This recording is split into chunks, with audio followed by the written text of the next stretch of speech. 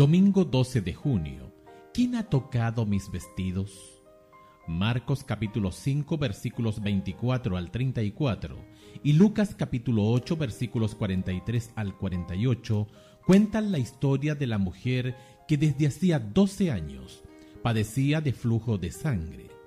Además de ser una condición de salud peligrosa por sí misma, esta enfermedad en esa cultura resultaba en un estigma de impureza ritual, lo que sin duda añadía a su miseria. Entretanto, los médicos no pudieron hacer nada. Estaba tan desesperada que gastó todo su dinero en ellos y solo se enfermaba más, lo que no es sorprendente considerando el tipo de tratamiento médico que se hacía en ese entonces. Apenas podemos imaginarnos cuánto sufrimiento y vergüenza soportó ella por su enfermedad. Y luego vino Jesús, aquel que hacía todos esos milagros increíbles. Escucha Marcos capítulo 5 versículos 24 al 34 y Lucas capítulo 8 versículos 43 al 48. ¿Qué importancia puede encontrarse en el hecho de que la mujer creía que todo lo que tenía que hacer era tocar las vestiduras de Jesús para sanarse? Fue pues con él y le seguía una gran multitud y le apretaban, pero una mujer que desde hacía 12 años padecía de flujo de sangre y había sufrido mucho de muchos médicos y gastado todo lo que tenía y nada había aprovechado, antes le iba peor. Cuando oyó hablar de Jesús, vino por detrás, entre la multitud, y tocó su manto, porque decía: si tocare tan solamente su manto, seré salva. Y enseguida la fuente de su sangre se secó, y sintió en el cuerpo que estaba sana de aquel azote. Luego Jesús, conociendo en sí mismo el poder que había salido de él, volviéndose a la multitud, dijo: ¿quién ha tocado mis vestidos?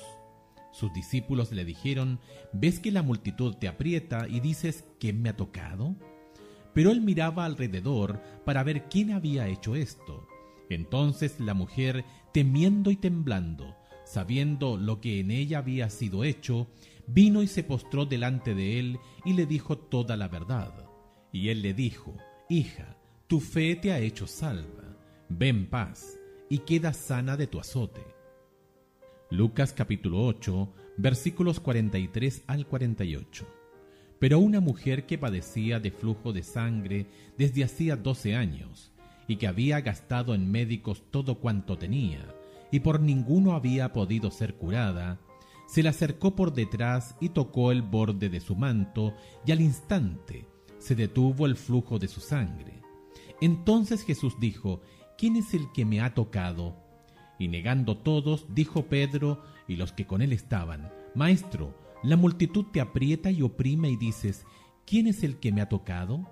Pero Jesús dijo: alguien me ha tocado, porque yo he conocido que ha salido poder de mí. Entonces, cuando la mujer vio que no había quedado oculta, vino temblando y postrándose a sus pies, le declaró delante de todo el pueblo por qué causa le había tocado y cómo al instante había sido sanada. Y él le dijo: hija, tu fe te ha salvado, ve en paz.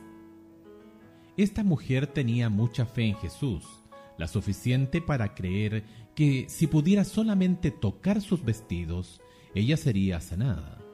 Por supuesto, no era la ropa misma lo que la curó, ni siquiera el tocarla.